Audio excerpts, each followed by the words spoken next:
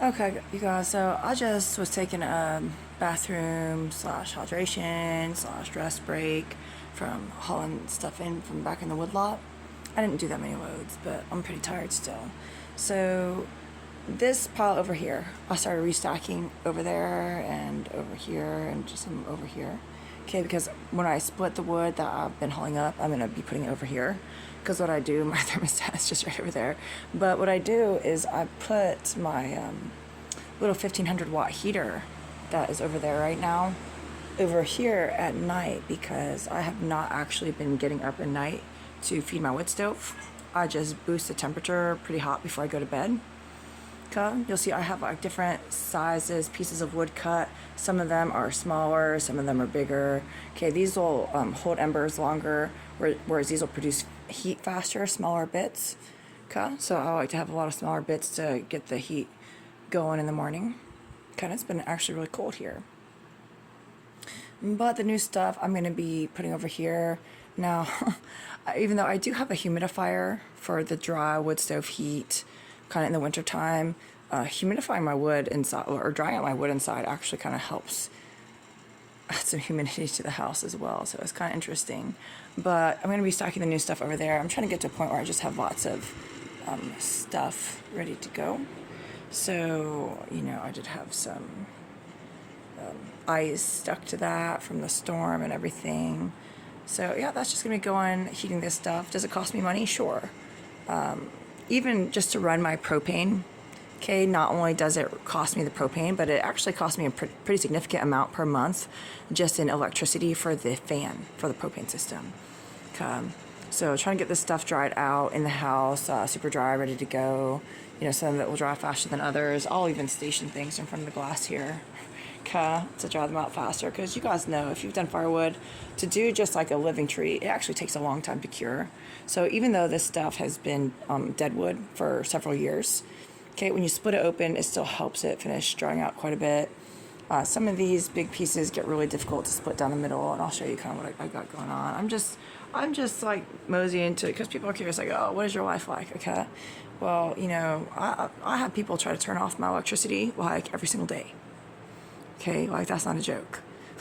Okay, and it's a war crime given my circumstances. Some of you are familiar with, so we actually do charge people quite a lot of money for that sort of thing and fines.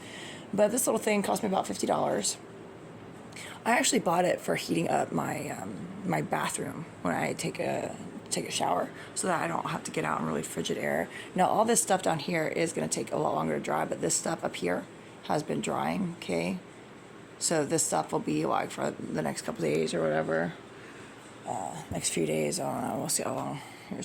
These are getting a little leggy. My Egyptian walking onions are perennials. Okay. So, anyways, just brought a couple logs I had in the back. I'll show you guys. I still have a few loads that I need to bring up.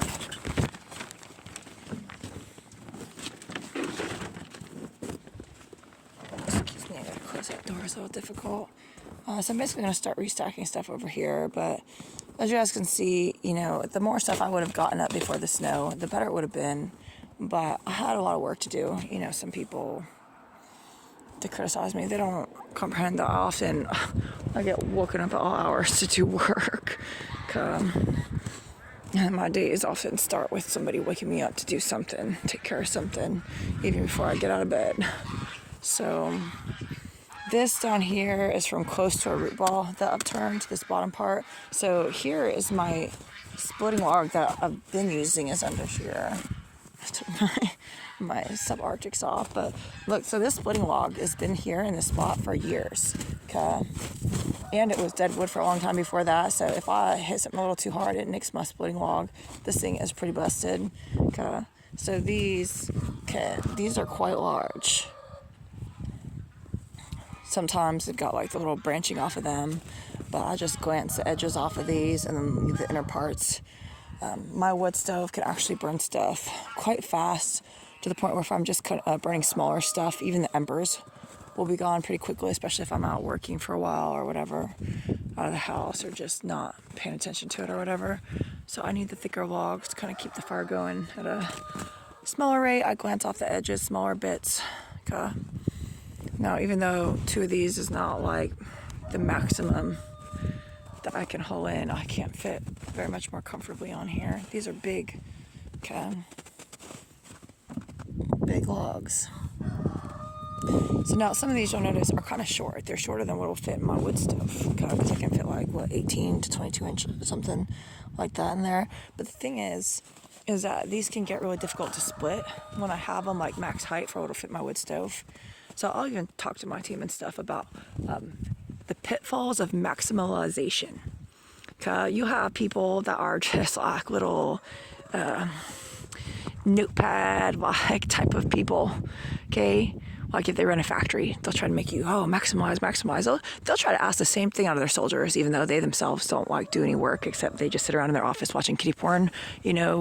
6 out of 8 hours of work day. Some of them, I'm not kidding. You guys know, Pentagon's reported on this before. Okay. So the thing is if when I'm actually splitting these with the mall, because I don't have a gasoline wood splitter here, although I'm going to try to get some for some of the development sites, so that some of the people still working on developing their physicality can kind of get some more experience making their own firewood if they decide, because we got some people want to do campfires and stuff out there. Okay. So I had some pre-made firewood hauled in for you guys, and I also had just some logs of trees hauled in for you. Okay. Now some of those need to cure for a while, so we'll probably bring some more stuff out. But if you maximize these, okay, then it's not such a big deal. If you're using a mechanical, like gasoline or diesel powered wood splitter, I'm just using an 8-pound maul. Okay, so if I maximize these and I'm trying to split a whole bunch of them, what'll happen is, because I have to use so much driving power, and I'm not real big. Okay, I'm not like some big muscled savage. Okay, so what'll happen is I increase my risk of injury. Got the pitfalls of maximalization, and then I might have to have some more downtime. Okay, and then I might be in pain and suffering. Okay, so maximalization, there's practical pitfalls that you need to be aware of when people try to get you to maximize and they themselves do not even know how to actually do the work. I was just talking to my people earlier, like, you do something like this, you cut those logs, you leave them in there too long, when I start getting melts and refreezes, okay, the snow will melt around them, and then they will freeze back into the snow and get stuck, and I'll have to whack the logs really hard just to get them unstuck, even after I've cut them. Okay. So, even this sled, if you try to make it as heavy as possible, how many loads are you going to be able to get up the hill before you can't do any more loads? Okay. I've got people, they try to show me how it's done. Okay. And they go hard for like a little while, and then they're just completely spent. Okay. So, guys, you got some people that talk a big game and they don't know the practicalities of like manual labor, some of them. Okay, that doesn't apply to all of them, but again, a lot of these really corrupt people have tried to capture leadership and instructive roles, and they're really, really criminal. We're dealing with that human trafficking network. Okay, that some of the special forces people are involved with, trafficking like 13-year-olds and stuff like that. They just end up dead in a ditch and then not reported on because it's also corrupt. Okay, really deranged stuff. These people try to tell me what's legal. Okay, these people murdering kids, raping kids, trying to tell me, kidnapping, trying to tell me what's legal.